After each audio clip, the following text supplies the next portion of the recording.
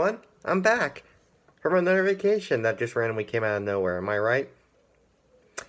I'll tell you what's going on. See, I had this problem with my YouTube account and all my storage problems for my camera. The camera just wasn't working. It just wouldn't let me post videos or even make videos. So it took a while for it to adjust, and luckily I finally do have it adjusting, so now I'm here. That's not the only reason I gave up. I had these allergies and sickness to deal with. And you may think, damn, that's a long sickness. Well, I mean, it took a while to recover. It's just a whole thing. What matters is that I'm back, and I'm here to do another top 10 list. What's this one going to be about? I'll tell you what it's going to be about. Movies, again. You're never going to hear me stop talking about movies. I'm sorry. This time I want to talk about something that's actually kind of interesting. You think about it. You ever had that movie out there where you now like to consider a really big hit and something you really enjoy, but you remember that when you first saw it, you weren't into it at all?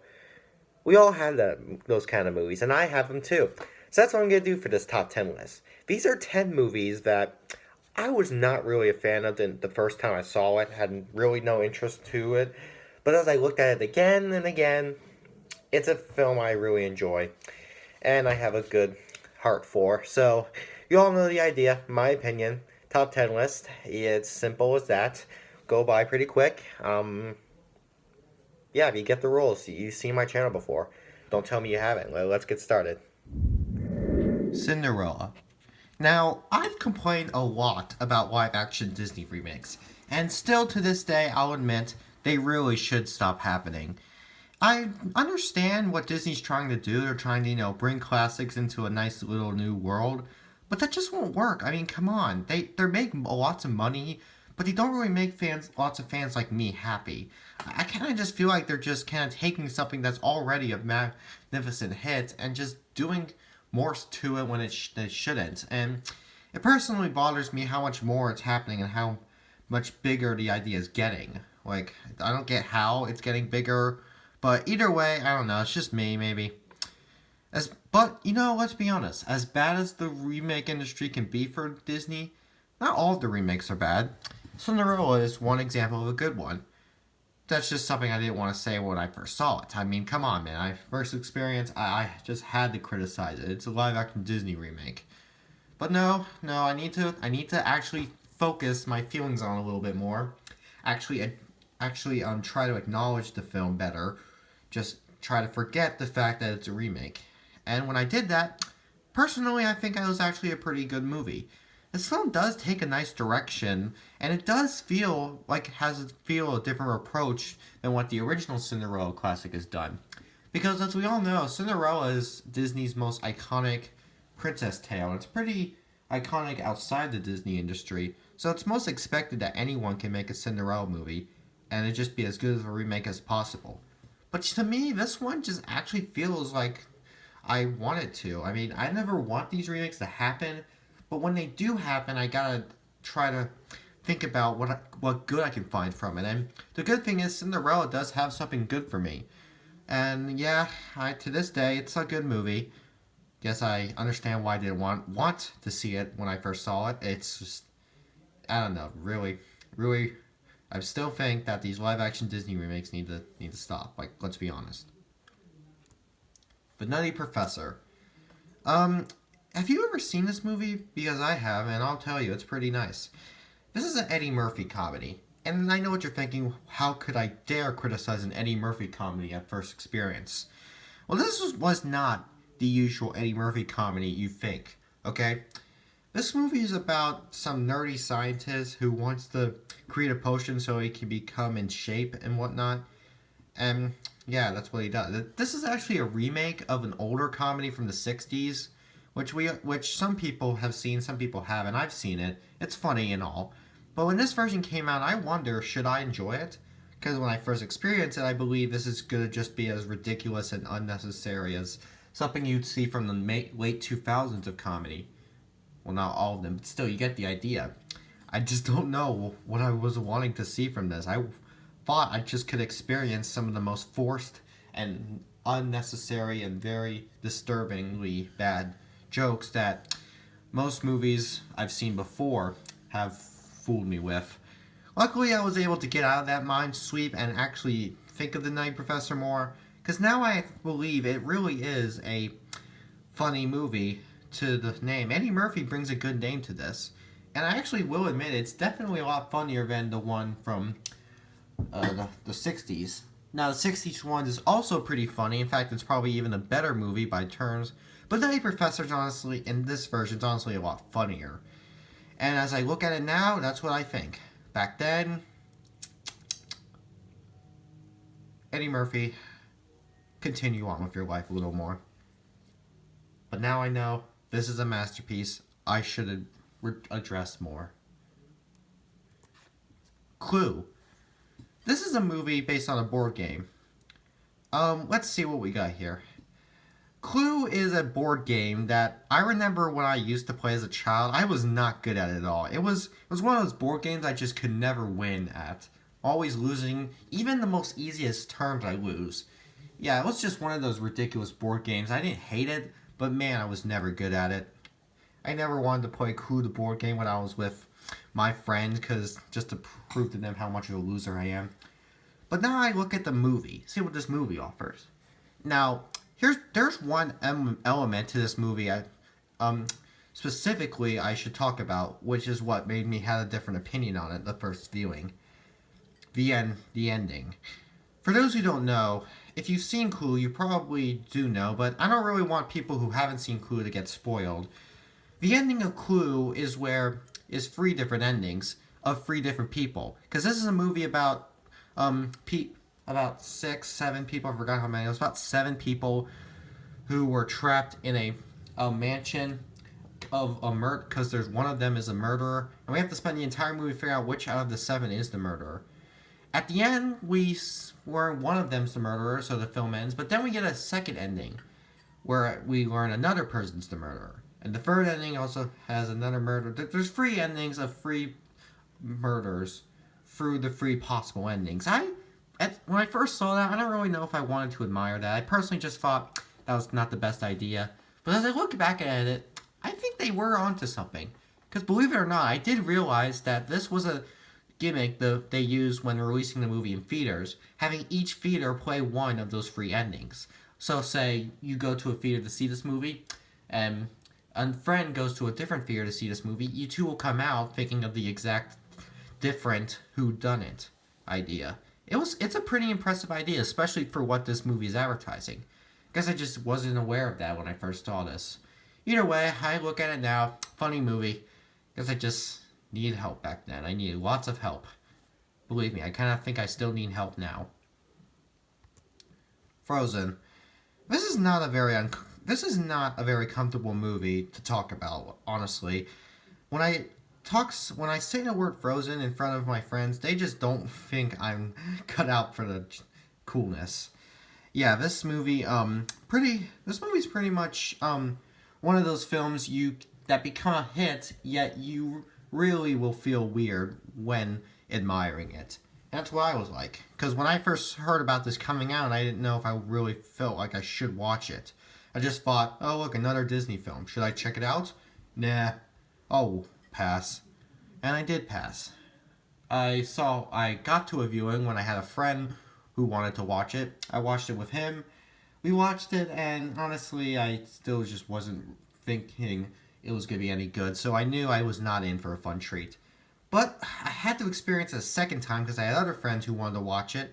So the second time I experienced it, I actually really grown to it, and it's actually a very nice movie. It's one of Disney's finest, actually. Yeah, again, it's really hard to be nice about this movie, especially someone like me.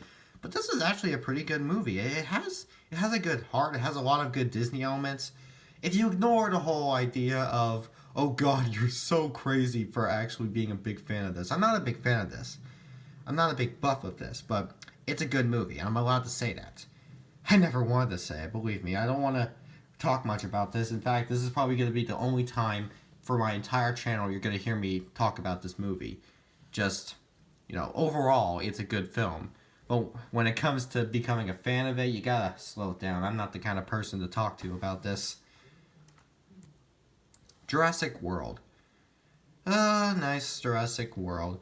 There was, of course, the original Jurassic Park movie, which I really, really will never get tired of. It's wonderful. It's perfect. Just so groundbreaking.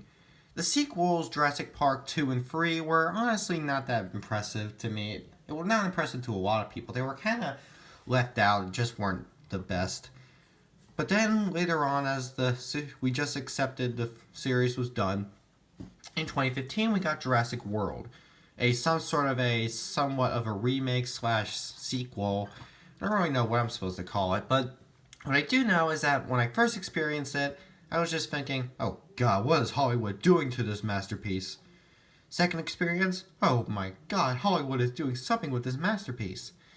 Now, let's address this better. My first experience, I experienced it and when I felt like I was just watching the original Jurassic Park, but with all the modern day HD quality and newer CGI, which honestly isn't that big because back then the CGI feels just as unique as it does today. But that CGI felt like something you would see in today's movies, just with more HD quality. So I felt like that's what Jurassic World was just doing.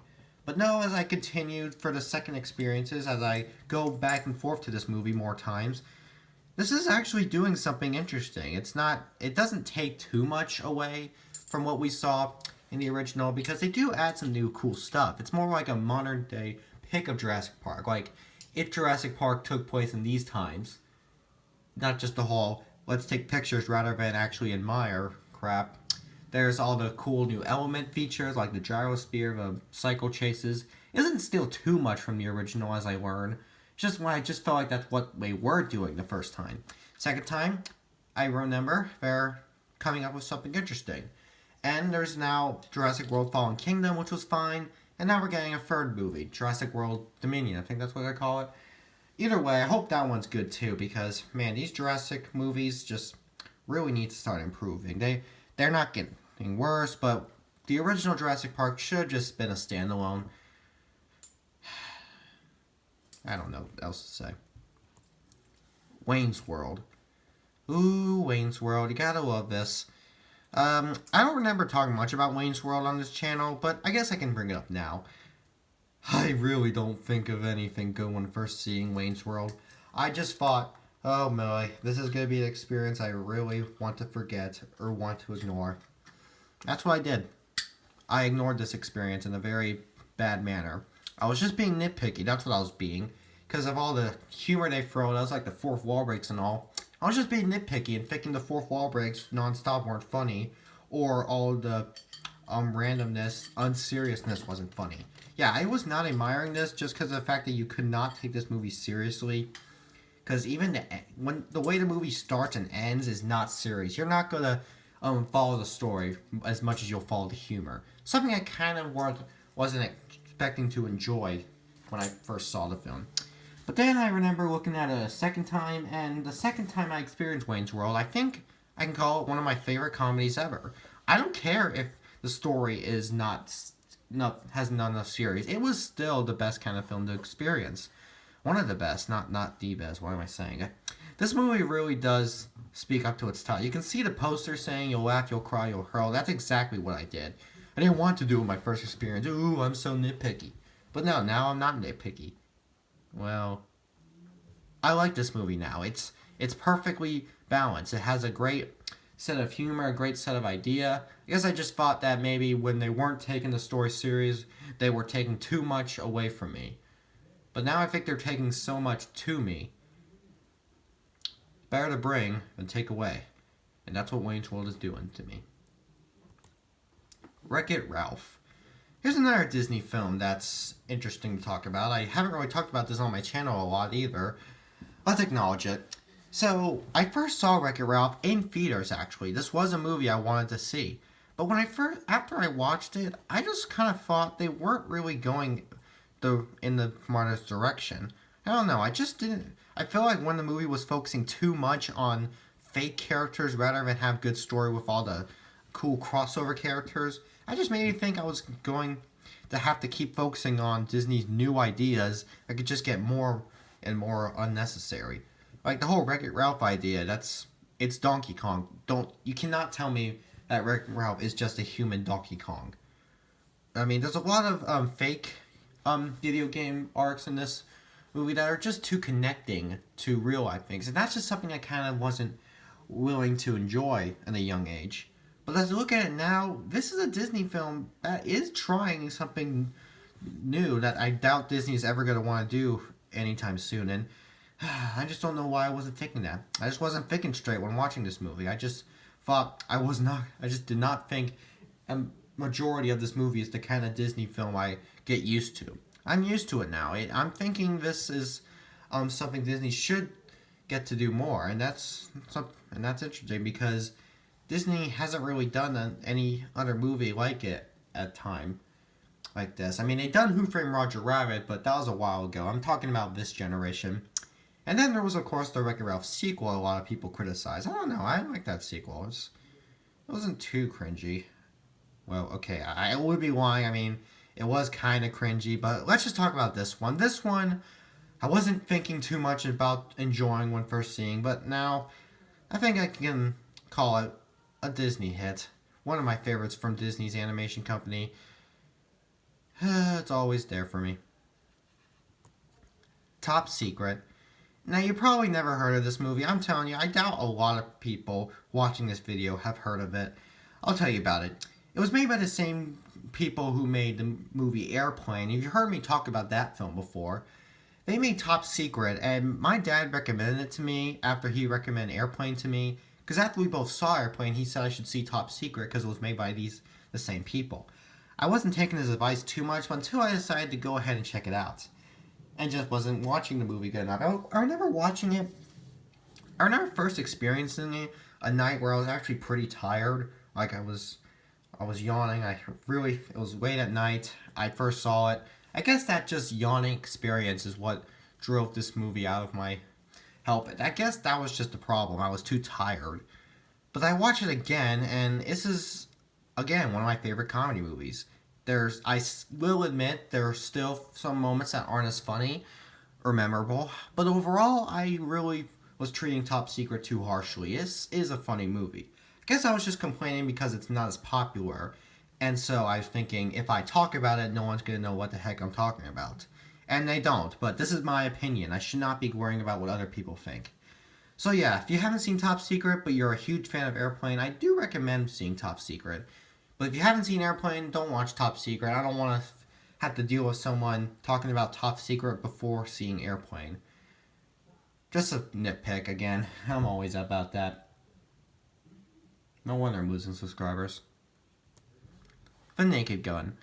This is another film made by the same crew. Well, it was not the same crew. It was one of the people who worked on Airplane who did this movie, as well as Leslie Nielsen reappearing.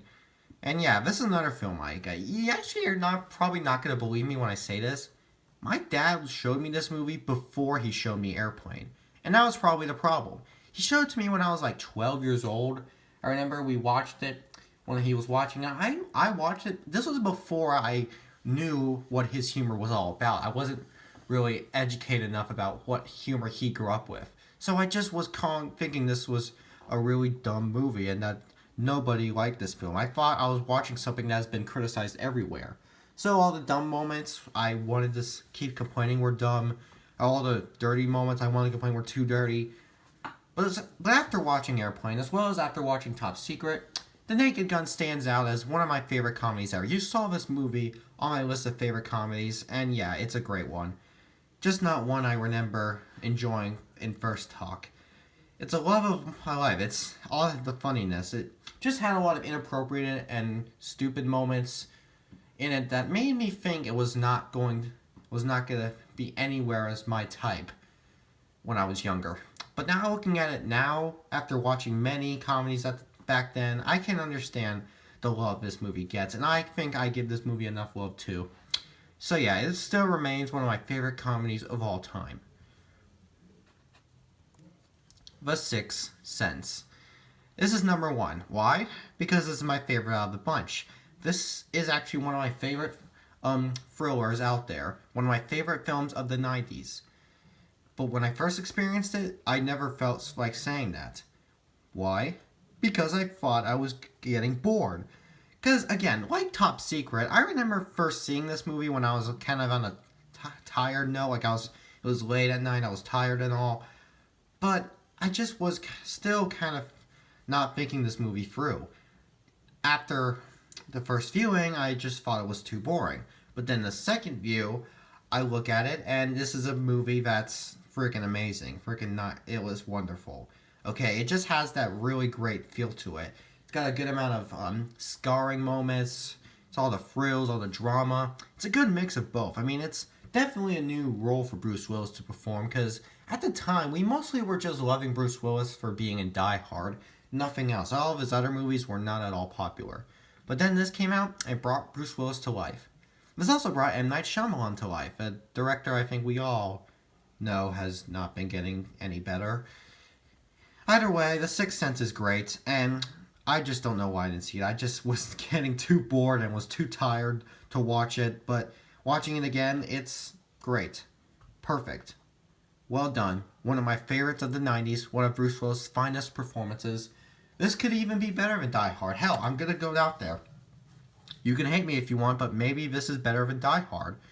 Yeah, I'm actually going there. I mean, that's probably just a little mix. I probably am wrong. Maybe Die Hard's better, but either way, this movie's great, and I definitely grew into it a lot after my first viewing. Okay, I know what you people are thinking. Did I just make this video just to have a dumb excuse to show off these movies more, since I haven't talked about these movies enough in my past life, and I feel like I should talk about them now so you understand my opinion on it? Is that why I'm doing this? That's exactly why I'm doing this. What other reason would I do? Okay, this is my life. It's a weird kind of YouTube channel, but it's a good kind of YouTube channel. Now I'm going out there to do as much as I can on YouTube. So now that I'm back out of my coma or whatever, time for more YouTube videos. They're all going to be pointless. They're all going to be dumb. But they're all going to be mine to talk about. So if you don't like it, you can skedaddle. I don't care how many subscribers I lose. If I'm going to enjoy it,